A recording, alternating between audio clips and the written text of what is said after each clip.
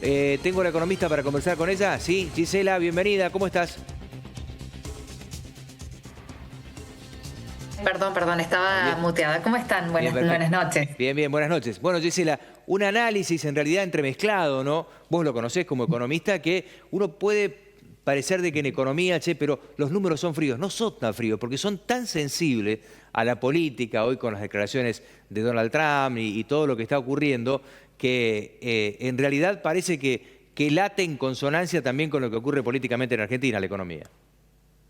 Sí, la verdad que estamos viviendo tiempos de incertidumbre y sobre todo de una volatilidad extrema, ¿no? La realidad es que bueno, con respecto a las declaraciones de Trump venía todo muy bien y venía siendo todo muy eufórico, ¿no? Desde el jueves que el secretario del Tesoro de los Estados Unidos intervino abiertamente en el mercado diciendo de que iban a respaldar a la Argentina como sea para que se mantenga un sistema de bandas cambiarias que no se iba a mantener, ¿no? Con este nivel de compras que había y de repente de fuga de divisas, no llegábamos a las 10 rondas que faltaban, bueno, ahora faltan cada vez menos para llegar a las elecciones. La realidad es que hoy, bueno, se vivía un clima de euforia absoluta por la reunión entre el presidente Milei y el presidente Trump y de repente las declaraciones de que si no gana las elecciones no van a apoyar a la Argentina, produjo en el mercado una marcha atrás y las bolsas y las acciones empezaron a caer tanto en Estados Unidos como en Argentina, los bonos también, y bueno, y lo que vos dijiste recién con respecto al dólar, ¿no? Que terminó siendo más alto, incluso las ventas de reservas fueron mayores, ¿no? Ujú. Entonces allí creo que, bueno, toda la discusión hoy y en este marco vuelve a haber un clima de incertidumbre en el cual a las declaraciones de Milei en el día de ayer que decía que justamente íbamos a tener dólares hasta por las orejas, donde en realidad todo apuntaba a mostrar que en realidad el apoyo era inminente. Bueno, ahora en realidad con esto no se sabe, ¿no? Y más en donde las encuestas muestran que habría un empate técnico entre las tres principales fuerzas, creo que bueno, que ahora se va a volver a agitar el mercado con respecto a estas declaraciones, ¿no? Ahora, Veremos cómo sigue. Gisela, ese condicionante que está generando Donald Trump en sus declaraciones, yo lo ato porque ya las tuvo en algún momento, cuando hablaba de que pretendía y quería, lo dijo abiertamente, de que Milei ganara las elecciones presidenciales. Me parece que por ahí no le explicaron bien él que estas son de medio término, que tiene que ver con lo legislativo. Él interpretó en algún momento, yo tengo la impresión de que él habla de presidenciales, no está hablando las de medio término porque se sabe que los números no son favorables y que condiciona al gobierno lo que él dijo. Sí, la verdad que a mí me parece lo mismo que a vos, ¿no? Realmente cuando uno ve las declaraciones pareciera que se estuviera jugando el River Boca y que en definitiva el presidente no gobernara más, ¿no? E incluso, si me preguntan, yo pensé que estas declaraciones las podría llegar a hacer dentro de 2 años, ¿no? Y que en Claro. estas elecciones lo iba a sostener como fueran. Justamente porque le quedan 2 años más, con lo cual en 2 años más, si realmente se quieren implementar todas las reformas macroeconómicas que se buscan implementar para que haya un equilibrio, ¿no? Y en definitiva se pueda sostener este esquema hasta tanto empiecen a entrar los dólares frescos de vaca muerta, que se proyecta que a partir del 2027 empezaría a entrar un volumen importante de dólares necesario para reforzar la situación de estrangulamiento externo que tiene la Argentina, ¿no? Pero bueno, allí me parece que bueno, estas declaraciones fueron poco felices. En ese contexto estamos, bueno, en la situación de hoy, donde a partir de que en julio se empezó a complicar la situación de mercado y en realidad el dólar, veníamos con una desinflación, ¿no? Donde vimos que en mayo se había desacelerado, en abril habíamos tenido, perdón, en marzo habíamos tenido un 3,7%, pero luego ese índice inflacionario había retomado una senda descendente, donde en junio habíamos tenido 1,6, pero ya luego en julio, agosto 1,9, y donde ahora, bueno, en septiembre empieza a superar el 2%, ¿no? Ujú. Allí creo que los factores básicamente que influyeron ahora tiene que ver con lo que en realidad hace que podamos vivir, ¿no? Que es la vivienda, la educación y además también el transporte, que no son gastos estacionales como por ahí cuando se producen en mayo, cuando se producen en junio, Ujú.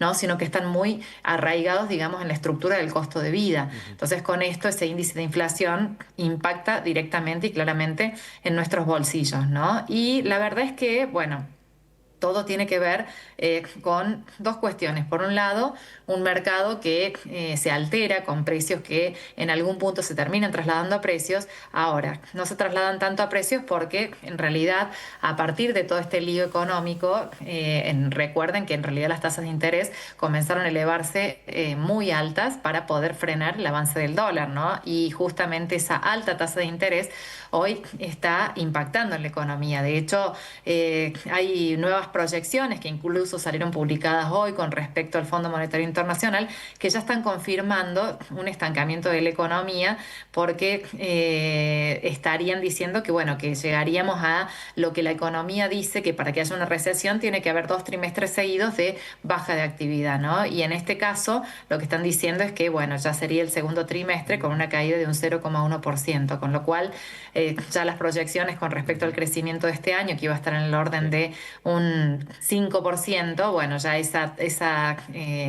digamos, esa proyección ya ha bajado a un 4%, ¿no? Entonces, creo que, bueno, que allí todo este escenario va a impactar en un contexto en donde para poder bajar la inflación, el Fondo Monetario también está pidiendo una acumulación de reservas, ¿no? Y bueno, y más allá de la declaración de Trump o más allá de lo que está haciendo hoy el Tesoro de los Estados Unidos, sí tenemos condicionamientos muy fuertes del Fondo Monetario Internacional con respecto a bajar la inflación, a mantener o reforzar las reservas y además también de mantener estos resultados macroeconómicos con un superávit fiscal y también superávit en la balanza comercial, ¿no? O sea que el clima y además también el escenario está complicado, ¿no? Ahora, el dólar, ¿a qué número considerás vos que debería estar el dólar oficial? ¿Y cuál es el número que pretende el gobierno? Porque no me queda en claro tampoco cuál es el número que quiere parar el gobierno, cuál sería el ideal. Bueno, acá en realidad toda la discusión tiene que ver con el esquema de bandas cambiarias, ¿no? Y en realidad muchos especulabas con que sí iba a haber una flotación administrada, donde en realidad se dejara flotar el dólar y en definitiva se interviniera cada tanto, donde en realidad esa intervención mantenga la competitividad del dólar, pero a su vez también colabore con la estabilidad macroeconómica, ¿no? Acá en realidad lo que vemos es que las bandas cambiarias se van a mantener, ¿no? Sí, lo que el mercado está interpretando es que a este nivel de techo y sobre todo de techo más que de piso, en realidad es muy difícil que esto conduzca a una cuenta corriente equilibrada, es decir, que va a seguir habiendo fuga de divisas producto de un dólar que sigue siendo relativamente barato para la Argentina, ¿no? El mercado hoy lo está estimando aproximadamente un tipo de cambio de equilibrio de unos $1.700 como aquel dólar competitivo que ayude a acumular dólares y por lo tanto mantener un superávit o en realidad una atracción de dólares en cuenta corriente, ¿no? Entonces, allí hoy la gran cuestión tiene que ver con que si vamos a un esquema de bandas, que esas bandas deberían ser más altas y, bueno, hay fuertes voces de que en realidad dicen que en realidad lo mejor sería ir a esto, ¿no? A una flotación administrada.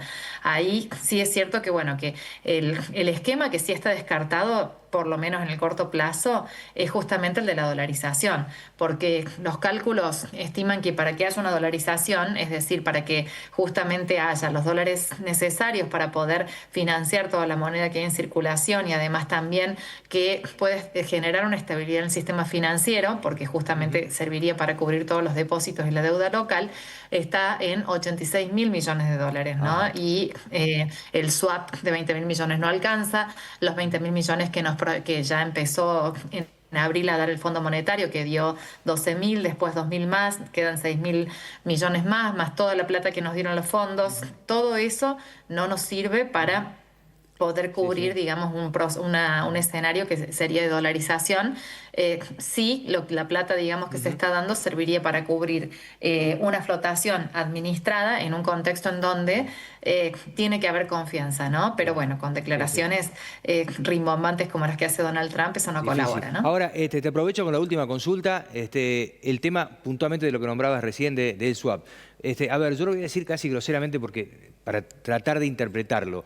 Esos 20.000 millones de dólares en donde hay un intercambio y desde los Estados Unidos se están quedando con nuestros pesos y nosotros tenemos la posibilidad del dólar, inclusive con bancos, que me parece interesante la estrategia, algunos bancos que responden a los Estados Unidos marcando de, che, compramos dólares en vez de decir, compramos pesos en vez de decir vendemos dólares. Me parece que al menos de marketing es interesante, pero ¿cuándo será el momento en donde la transacción tiene que volver? O sea, está bien, te quedás con los dólares, ellos se quedan con los pesos, pero en algún momento esto va a tener que cambiar, voy a tener que devolver los dólares y que vuelvan a traer los pesos. ¿En eso hay fecha? ¿No está en claro? Yo creo que ahí en realidad no hay apuro porque vuelvan los pesos, ¿no? Hay que decir que también No. lo que ellos invirtieron fue un monto simbólico, fueron 100 millones de dólares, con lo cual para ellos no significa absolutamente nada, pero fue suficiente para dar una señal, ¿no? Entonces allí, en realidad, que mantengan pesos dentro del balance del Tesoro de los Estados Unidos por 100 millones de dólares, perdón, no es muy, digamos, no les desequilibra las finanzas, ¿no? Pero sí Sí. para dar una señal geopolítica importante, sobre todo con respecto al alineamiento, ¿no? que tiene Argentina. Sí decir que, bueno, que en realidad esta intervención del Tesoro apunta, primero, bueno, mostrar que en realidad van a respaldar primero la Argentina y preferible que sea Estados Unidos y no China, ¿no? En esta disputa que hay del mundo entre entre China y Estados Unidos.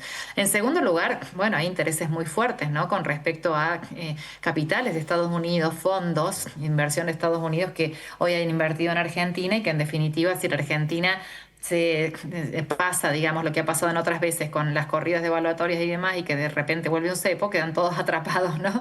Entonces ahí creo que también el gobierno de Estados Unidos está protegiendo a sus inversores y a sus fondos de que no suceda lo que ya ha pasado en otros momentos, ¿no? Entonces, a ver, creo que es cierto que están apoyando a amigos, pero esto no está exento de cuidar intereses también que tienen económicos y geopolíticos, ¿no? Gisela, muy generosa con la explicación. Gracias por el informe que nos has brindado. No, muchas gracias a ustedes, que anden muy bien.